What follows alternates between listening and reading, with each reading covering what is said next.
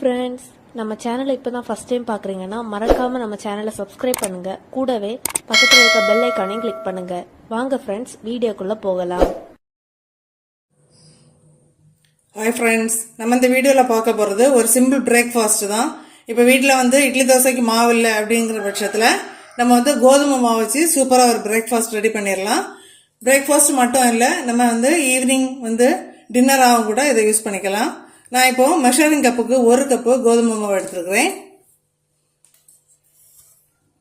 இது உங்களுக்கு ஒரு 4 தோசைக்கு கரெக்டாக இருக்கும். நீங்கள் உங்களுக்கு தேவைக்கேற்ப நீங்கள் மாவு எடுத்துக்கோங்க. இப்போ இது கூட தேவையான உப்பு சேர்த்துடலாம். அப்புறமா ஒரு 2 டேபிள் ஸ்பூன் அளவுக்கு ரவை சேர்க்க போகிறோம்.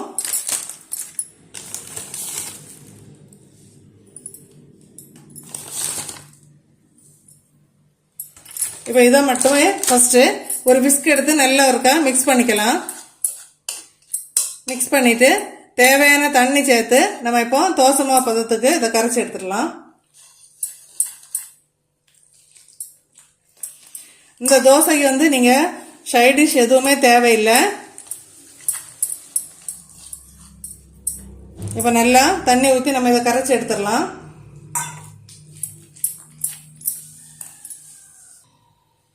இப்போ பாருங்க, நம்ம தோசை மாவு பதத்துக்கு நல்ல மாவை கட்டி இல்லாமல் விஸ்க் எடுத்தே மிக்ஸ் பண்ணியாச்சு.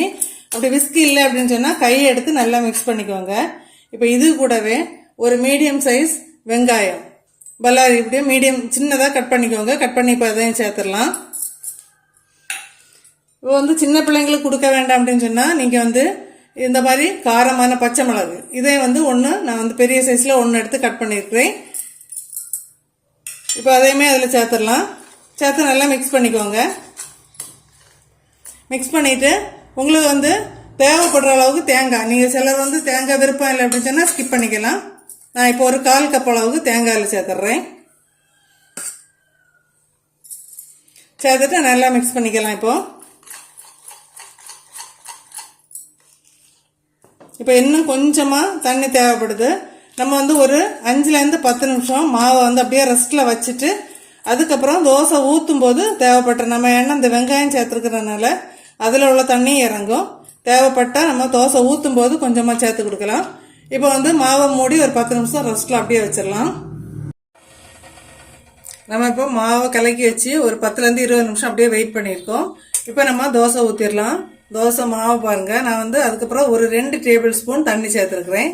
கொஞ்சமாக ஏன்னா நம்ம ரவை எல்லாம் சேர்க்கறதுனால கொஞ்சம் திக்காக இருந்துச்சு.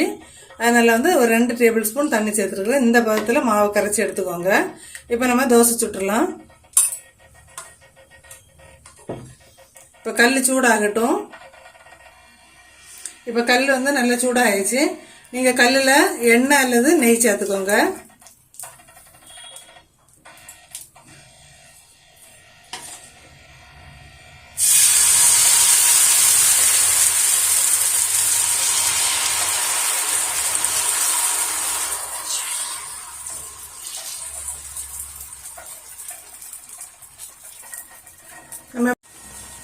நம்ம இப்போ தோசை மாவில் பச்சை மிளகு சேர்த்துருக்கிறதுனால சைட் டிஷ் எதுவுமே தேவையில்லை. சப்போஸ் உங்களுக்கு தேவை அப்படின்னு சொன்னால் தேங்காய் சட்னி அப்படி இல்லைன்னா தக்காளி சட்னி இந்த 2ல் ஏதாவது ஒன்று செய்துக்கோங்க, நல்லா இருக்கும். நம்ம இப்போ மூடி போட்டு மூடி வேக வச்சுக்கலாம். இப்போ தோசை ஒரு சைடு நல்லா வெந்துட்டு இந்த டைமில் திருப்பி போட்டுடலாம்.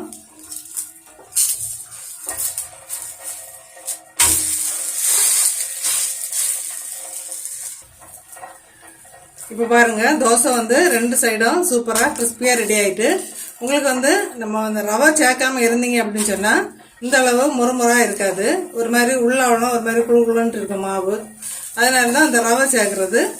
அது உங்களுக்கு தேவைப்பட்டால் சேர்த்துக்கோங்க, அப்படி தேவைப்படலைன்னா வேண்டாம்னா ஸ்கிப் பண்ணிக்கோங்க. இதே மெத்தடில் தோசை ட்ரை பண்ணிட்டு கமெண்ட் பண்ணுங்கள் ஃப்ரெண்ட்ஸ்.